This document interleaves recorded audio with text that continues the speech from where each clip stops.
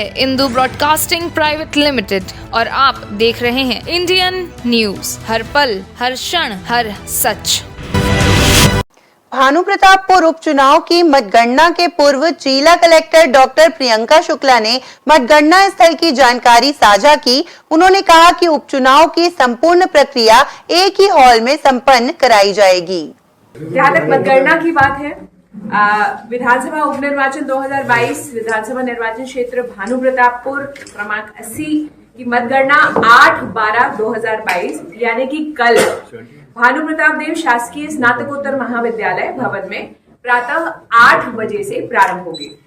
मतगणना हेतु strong room खोले जाने की कार्यवाही जो है वो कल ही सुबह 7 बजे observer, returning officer, assistant returning officer और उनके अभ्यर्थी और उनके एजेंट्स की उपस्थिति में की जाएगी। यानी कि 8 बजे काउंटिंग शुरू होगी, लेकिन जो स्ट्रांग रूम खुलेगा वो 7 बजे खुलेगा, ऑब्जर्वर की प्रेजेंस में, रिटर्निंग ऑफिसर की प्रेजेंस में, एआरओ की प्रेजेंस में और कैंडिडेट्स और उनके एजेंट्स की प्रेजेंस में। सबसे पहले आप लोगों को सबको पता है, आप लोग इतनी मतगणना देख चुके हैं। सबसे पहले जो है डाक मतपत्रों की गणना होगी और डाक मतपत्र की गणना होने के 30 मिनट उपरांत जो है वो ईवीएम की गणना की जाएगी। इसमें मतगणना हॉल में ऑब्जर्वर, आरओ, एआरओ के अलावा किसी भी व्यक्ति को मोबाइल फोन ले जाने की अनुमति नहीं होगी। जो पासधारी मीडिया कर्मी फोन मतगणना केंद्र में ले जा सकते हैं, किंतु मतगणना हॉल में नहीं। मीडिया सेंटर की स्थापना हम लोग कर रहे हैं। आप लोगों ने शायद कुछ लोग आज थे वहां पे, देखा भी होगा। वहां पे जिसके नोडल अधिकारी पीआरओ रहेंगे। सभी मीडिया कर्मी मतगणना केंद्र में प्रवेश हेतु जिला निर्वाचन कार्यालय से जो जारी हुए हैं फोटो प्रवेश पत्र वो पीआरओ से प्राप्त कर सकते हैं। मतगणना के अंतर्गत महत्वपूर्ण प्रक्रियाएं जो भी है, जैसे कि स्ट्रांग रूम खोले जाना, स्ट्रांग रूम से मतगणना स्थल तक ईवीएम का परिवहन किया जाना, अभ्यर्थी के अभिकर्ताओं की उपस्थिति, वीवीपैट्स, कागज पर्चियों का सत्यापन, ये सभी चीजों की वीडियोग्राफी की जाएगी, लगातार वीडियोग्राफी की जाएगी। पुनर्गणना अगर करना चाहता है कोई तो उसके हेतु आवेदन सिर्फ रिटर्निंग ऑफिसर को दिया जाएगा और आवेदन प्राप्त होने पर नियमानुसार निर्णय आरओ द्वारा ही लिया जाएगा। सभी मतगणना केंद्र के बाहर छाया, पेयजल की व्यवस्था होगी। मतगणना आप लोगों ने हमेशा से देखा होगा कि एक ही कक्ष में होगी, जिसमें 14 टेबल्स होंगे, साथ एक तरफ टेबल्स होते हैं। पोस्टल बैलेट का टेबल आरओ टेबल के बगल में होता है और चूंकि 14 टेबल्स हैं और हमारे केंद्र 256 हैं, तो 19 राउंड में मतगणना कंप्लीट होगी। प्रत्येक गणना मेज के पास जो है एजेंट बैठेंगे। प्रत्येक गणना मेज में एक माइक्रो ऑब्जर्वर भी बैठेंगे जो देखेंगे बारीकी से कि सही तरीके से गणना हो रही है कि नहीं। और अभिकर्ताओं को हर राउंड में दिखाया जाएगा कि ईवीएम में कितने वोट शो हो रहे हैं और क्या है ईवीएम में पोलिंग का वो।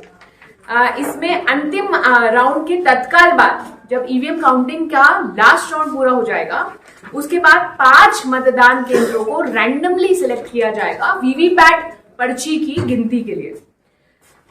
मतगणना केंद्र के अंदर अनाधिकृत लोग न घुसे, इसलिए त्रिस्तरीय घेराबंदी की जाएगी।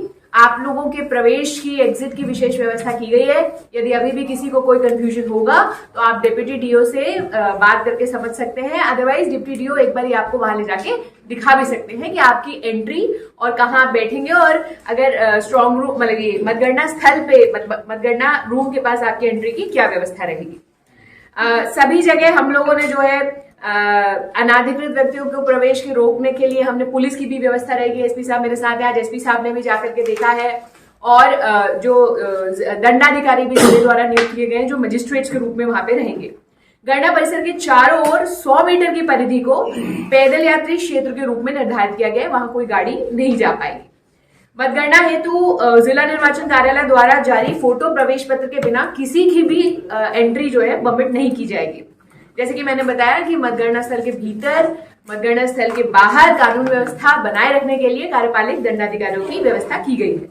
मतगणना केंद्र के अंदर बीड़ी, तंबाकू, गुटखा, सिगरेट, अन्य नशीले पदार्थ, लाइटर, पेन, धारदार वस्तु लेकर प्रवेश करने की अनुमति नहीं होगी। यहाँ तक कि जो काउंटिंग का स्टाफ भी अंदर जा रहा है उनके लिए पेन की व्यवस्था अंदर ही की जाएगी। वो भी अलग से पेन अपने हाथ में लेके नहीं जा सकते।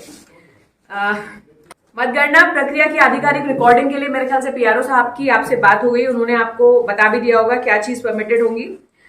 कोई भी अभ्यर्थी या उसके अभिकर्ता को कैलकुलेटर, पेन एवं अन्य इलेक्ट्रॉनिक डिवाइस के साथ मतगणना हॉल में प्रवेश करने की अनुमति नहीं होगी।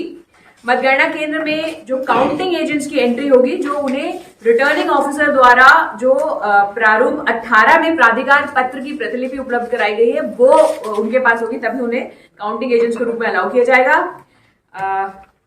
गणना अभिकर्ता की नियुक्ति यदि कोई निरस्त करना चाहता है तो प्रारूप 19 में आरओ को आवेदन दे सकते हैं। आरओ आप जानते हैं सुमित है। अभ्यर्थी और उनके अभिकर्ताओं के किसी भी सुरक्षाकर्मी को मतगणना स्थल में प्रवेश करने की अनुमति नहीं दी जाएगी। तो मतगणना केंद्र में अनुशासन और शिष्टाचार बनाने के लिए जो प्रायोरिटी क्रम डिसाइड किया गया बैठने का वो होगा मान्यता प्राप्त राष्ट्रीय दलों के गणन अभिकर्ता, फिर मान्यता प्राप्त राज्य स्तरीय दलों के गणन अभिकर्ता, फिर अन्य राज्यों के मान्यता प्राप्त राज्य दलों के गणन अभिकर्ता, फिर रजिस्ट्रीकृत अमान्यता प्राप्त राजनीतिक दलों के गणन अभिकर्ता और निर्दलीय अभ्यर्थियों के गणन अभिकर्ता।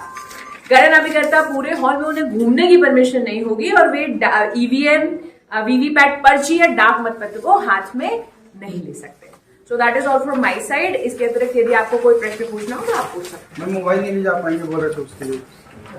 देखिए अभी हमने ऊपर पूछा है, अभी के लिए तो उन्होंने मना किया है कि हर जगह जो है वीडियो कैमराज ही जाते हैं। वी आर डिस्कसिंग, आप आरओ के साथ टच में रहिएगा, हम इसको अभी क्लैरिफाई करेंगे।